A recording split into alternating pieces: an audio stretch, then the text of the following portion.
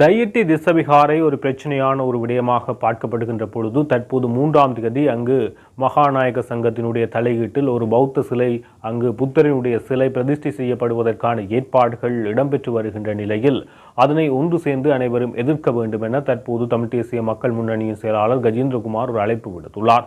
அதன் அடிப்படையாக தொடர்ச்சியாக அந்த காணி உரிமையாளர்கள் பல்வேறு நடவடிக்கைகளை மேற்கொண்டு வருகின்றனர். பல்வேறு நபர்களுடனான சந்திப்புகளை மேற்கொண்டு வருகின்றனர். இன்றைய தினம் நைனாதிவு நாகர் விகாரையினுடைய விகாராதிபதியை வட மாகாணத்தினுடைய சங்கைக்குரிய நாயக்க தேரராக திகழ்கின்றவரை இன்றைய தினம் சந்தித்து தம்முடைய காணி பிரச்சினை தொடர்பாக தீர்வினை பெற்றுத் தருமாறு குறிப்பிட்டுள்ளனர். ஏற்கனவே அந்த விகாராதிபதி இந்த தையட்டி உண்மையான திஸ்ஸ விகாரையினுடைய காணி உரிமங்கள் என்னிடமே இருக்கின்றது என்பது தொடர்பாகவும் அவர் தெரிவித்திருந்தார். இந்த நிலையில் அரசாங்கம் மக்களுக்கு இழப்பீடு வழங்குவதற்கும் மாற்றுக் காணிகளை வழங்குவதற்கும் அத்துடன் 7 ஏக்கர் காணிகள் கையகப்படுத்தப்பட்டுள்ள நிலையில் வேண்டுமென்று 2 ஏக்கரை கண்டுடைப்பாக விடுவித்து 2 ஏக்கருக்கான காணி உரிமையாளர்களுக்கு காணியை ஒப்படைக்கின்ற நடவடிக்கையை அவ்வாறு சில விடயங்களை அரசாங்கம் மேற்கொள்ள முயற்சிகளை மேற்கொள்கின்றது. இந்த நிலையில் இவ்வாறான கண்டுடைப்பு வேலைகள் எதுவும் வேண்டாம் என்றும் அத்துடன் ஒரு குற்றச்சாட்டு முன்வைக்கப்படுகிறது. பாராளுமன்ற உறுப்பினர் ராமநாதன் அர்ச்சுனா ஒரு சமூக விரோதி. அவர் தேசிய மக்கள் சக்தி அரசாங்கத்தினுடனும் அந்த திஸ்ஸ விகாரையை கட்டிய இராணுவம் குறிப்பாக சவேந்திர சில்வா தலைமையிலான இராணுவங்களுடனும் நேரடியான தொடர்பினை கொண்டுள்ள அவர்களுடைய முகவர்களாக செயற்படுகின்ற ஒருவர் எனவும் சந்திரசேகர் ஒரு இனத்துரோகி எனவும் அவர்கள் சில விடயங்களை தெரிவிக்கின்றனர். இது தொடர்பாக ஒரு காணொளியை நாங்கள் பார்க்கலாம். அனைவருக்கும் வணக்கம். தையட்டியிலே பொதுமக்களுடைய காணிகள் 15 சுமார் 10 ஏக்கர் காணிகள் 150 பரப்புக்கும் அதிகமான காணிகள் ஸ்ரீலங்கா இராணுவத்தினராலே சட்டவிரோதமாக ஆக்கிரமிக்கப்பட்டு ஒரு சட்டவிரோத விகாரை ஒன்று அமைக்கப்பட்ட சூழலிலே அதற்கு எதிரான போராட்டம் சுமார் 30 மாதங்களை கடந்து நடைபெற்று கொண்டிருக்கின்றது. அந்த காணி உரிமையாளர்கள் அந்த காணிகள் அனைத்தும் விடுவிக்கப்பட வேண்டும், அந்த சட்டவிரோத விகாரை அகற்றப்பட வேண்டும் என்பதிலே உறுதியாக இருக்கின்றார்கள். இவ்வாறான ஒரு நிலையிலே ஒரு 2 ஏக்கர் காணிகளை விடுவிப்பது தொடர்பான அறிவித்தல்கள் வெளிவந்திருக்கிறது. கிடைக்கின்ற தகவல்களின்படி அரச நிர்வாகத்தில் இருக்கக்கூடியவர்கள் மீது கடுமையான அழுத்தங்கள் பிரயோகிக்கப்பட்டு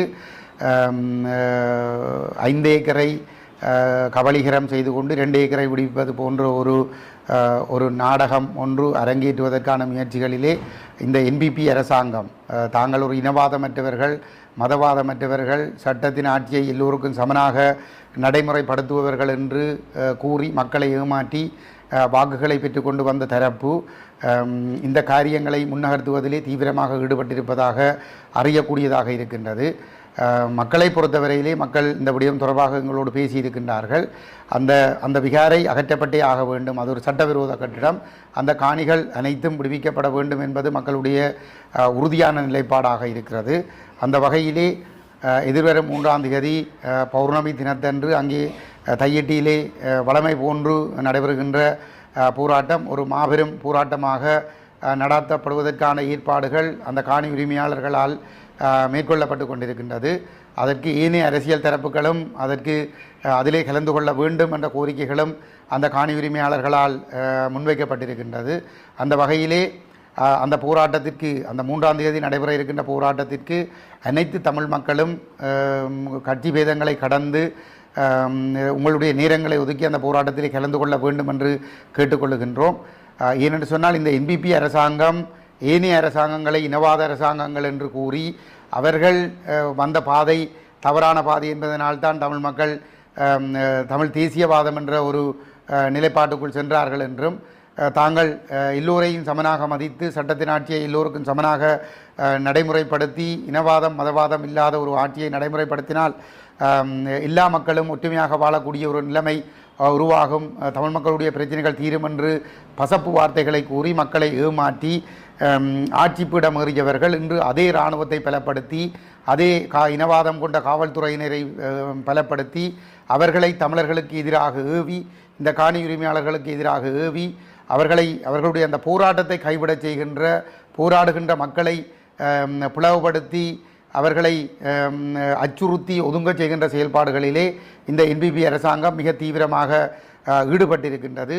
ஆகவே இந்த செயல்பாடுகளுக்கு எதிராக மக்கள் ஒன்று திரண்டு போராடுவதன் மூலம்தான் இந்த காணிகளை மீட்டெடுக்க முடியும் என்பது மட்டுமல்ல, தமிழ் தேசத்திலே எந்த பகுதியில் என்றாலும் இவ்வாறான சட்டவிரோதமான காணி அபகரிப்புகள், குடியேற்றங்கள், பௌத்தமயமாக்கல் போன்ற செயல்பாடுகளை தடுத்து நிறுத்துவதற்கு இந்த போராட்டத்தினுடைய வெற்றி என்பது மிக முக்கியமான ஒன்றாக இருக்கிறது. ஆகவே மக்கள் இந்த இந்த என்பிபி அரசினுடைய இந்த அராஜகங்களுக்கு எதிராகவும் ஏமாற்றுத்தனங்களுக்கு எதிராகவும் தையட்டியிலே நடைபெற 3ஆம் தேதி நடைபெற இருக்கிற போராட்டத்திலே பெருவாரியாக கலந்து கொள்ள வேண்டும் என்று நாங்கள் இந்த இடத்திலே வேண்டிக் கொள்கிறோம். இந்த தையட்டியிலே ஒற்றுமையாக போராடுகிற மக்கள் மத்தியிலே பிளவுகளை ஏற்படுத்துகின்ற செயல்பாட்டிற்கு என்பிபி அரசாங்கம் அர்ச்சுனா என்கின்ற சமூக விரோதியை பயன்படுத்தி கொண்டிருக்கின்றார்கள்.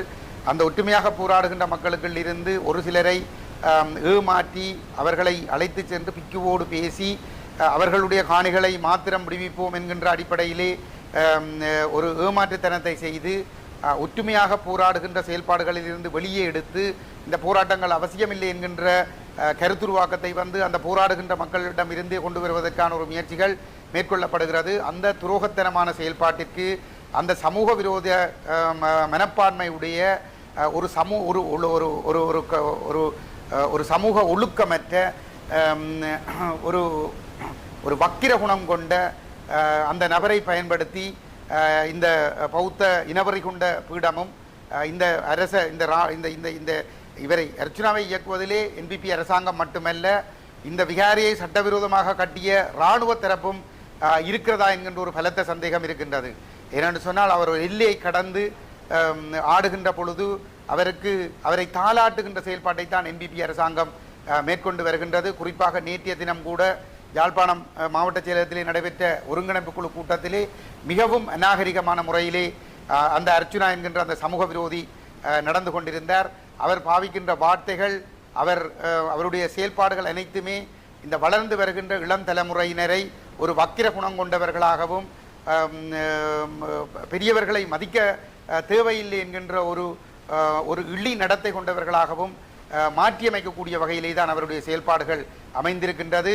அபிவிருத்தி செயல்பாடுகளை முற்றாக குழப்பி அந்த என்பிபியினர் எந்த விதமான அபிவிருத்தி செயல்பாடுகளையும் செய்யாமல் இருக்கின்ற பொழுது கிட்டத்தட்ட 1 வருடங்கள் கடந்திருக்கிற நிலையில் வடமாகாணத்திலோ கிழக்கு மாகாணத்திலோ இந்த விதமான ஆக்கப்பூர்வமான அபிவிருத்திகளும் நடைபெற்றிருக்காத ஒரு நிலையிலே அவ்வாறு அந்த அபிவிருத்திகளை புறக்கணித்து நிதி ஒதுக்கீடுகளை செய்யாமல் இருக்கக்கூடிய இந்த அரசாங்கம் குறிப்பாக இந்த வரவு செலவு திட்டத்தின் பின்னர் நடந்திருக்கக்கூடிய இந்த முதலாவது வரவு செலவு திட்டத்திலே வரவு செலவு திட்டத்திற்கு பிற்பாடு நடைபெற்ற இந்த ஒருங்கிணைப்பு குழு கூட்டத்திலே இந்த என்பிபியினுடைய உண்மை முகங்கள் அம்பலப்படுத்தப்படாமல் இருக்கக்கூடிய வகையிலே எங்கள் சக அரச உத்தியோகத்தர்களை அவமதித்தல், சக நாடாளுமன்ற உறுப்பினர்களை அவமதித்தல், அவர்கள் நியாயமான முறையிலே நாகரிகமான முறையிலே கருத்துக்களை முன்வைக்க முற்படுகின்ற பொழுது அது ஒரு படிப்பறிவற்ற பட்டிக்காட்டான் போன்று வார்த்தைகளை பயன்படுத்தி குழப்புதல் போன்ற செயல்பாடுகள் மூலமாக என்பிபியை பாதுகாக்கின்ற செயல்பாடுகளிலே ஈடுபட்டிருக்கின்றார். குறிப்பாக தையட்டி தொடர்பான விடயங்களை எங்களுடைய தலைவர் கஜேந்திரகுமார் பொன்னம்பலம் அவர்கள் பேச முற்பட்ட பொழுது அங்கே என்பிபியினர் தங்களுடைய ஆதரவாளர்களை வைத்துக் கொண்டு அதை குழப்பிய சம்பவங்களை நடைபெற்றிருக்கின்றது. நாட்டின் மாவட்டத்தினுடைய பல்வேறுபட்ட பகுதிகளில் இருந்தும் என்பிபியினுடைய அடிமைகளை பல்வேறுபட்ட சிவில் அமைப்புகள் என்ற பெயரிலே மாவட்ட செயலக கூட்டங்களுக்குள் கொண்டு அந்த முக்கியமான தையிட்டியில் அந்த காணிகளை பறையொடுத்திருக்கிற மக்கள் வாழ்வதற்கு வழி இல்லாமல் அந்த காணிகள் வேண்டும் என்று 30 மாதங்களாக போராடி வருகின்ற பொழுது அந்த மக்களுடைய பிரச்சனையும் அவர்களும் மக்கள் தான், அவர்களுடைய பிரச்சனைகளும் தீர்க்கப்பட வேண்டும். அந்த பிரச்சனைகளும் தீர்க்கப்படுவதற்கு இந்த ஒருங்கிணைப்பு குழு கூட்டத்திலே தான் பேச வேண்டிய தேவை இருக்கிறது. அவ்வாறு இருக்கிற பொழுது அதை முற்றுமுழுதாக குழப்புகின்ற செயல்பாடுகளை இந்த சந்திரசேகரன் தலைமையிலே என்பிபியினர் திட்டமிட்டு அழைத்து வந்த அடியாட்கள் மூலமாக அங்கே குழப்பப்பட்டிருக்கின்றது.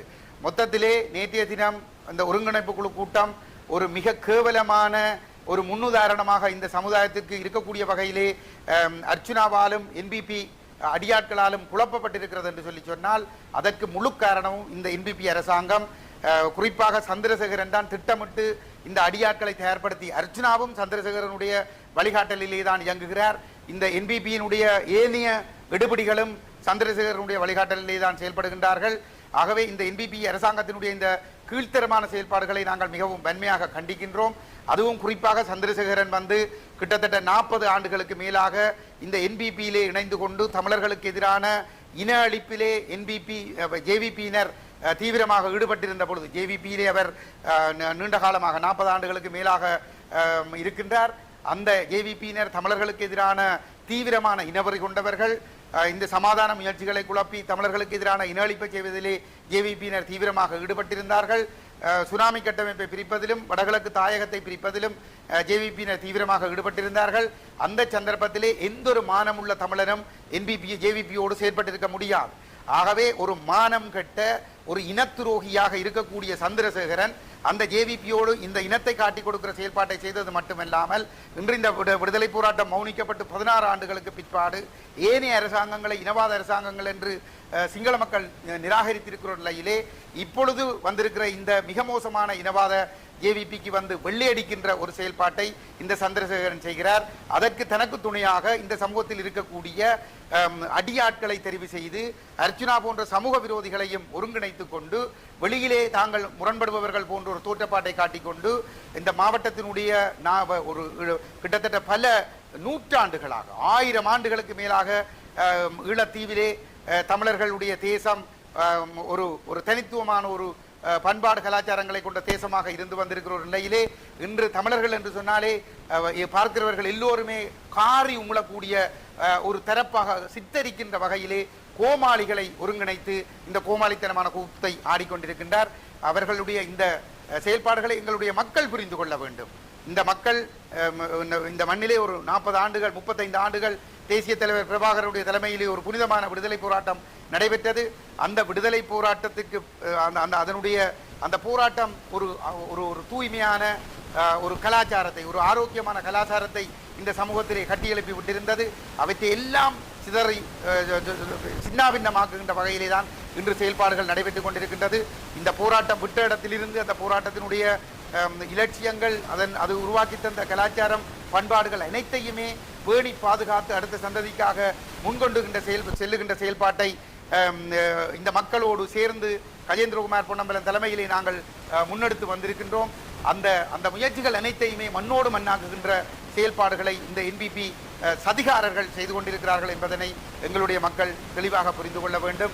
ஆகவே இதனை புரிந்து கொண்டு நாங்கள் ஒற்றுமையாக போராடி எங்களுடைய மக்களின் உரிமைகளை வென்றெடுப்பதற்கு எல்லோரும் தயாராக வேண்டும். குறிப்பாக இந்த தையிட்டியிலே கட்டப்பட்டு கொண்டிருக்கின்ற இந்த சட்டவிரோத கட்டுமானம் கட்டப்பட்டிருக்கிற இந்த சட்டவிரோத கட்டுமானம் அகற்றப்பட்டு இந்த காணிகள் மக்களிடம் ஒப்படைக்கப்படுவது என்பது எதிர்காலத்தில் தமிழ் தேசத்தின் இருப்பை பாதுகாக்கின்ற பயணத்திற்கு மிக முக்கியமான ஒரு விடயமாக இருக்கிறது. ஆகவே எல்லோரும் அந்த போராட்டத்துக்கு ஒத்துழைக்க வேண்டும் என்று இந்த இடத்திலே கேட்டுக்கொள்கின்றேன்.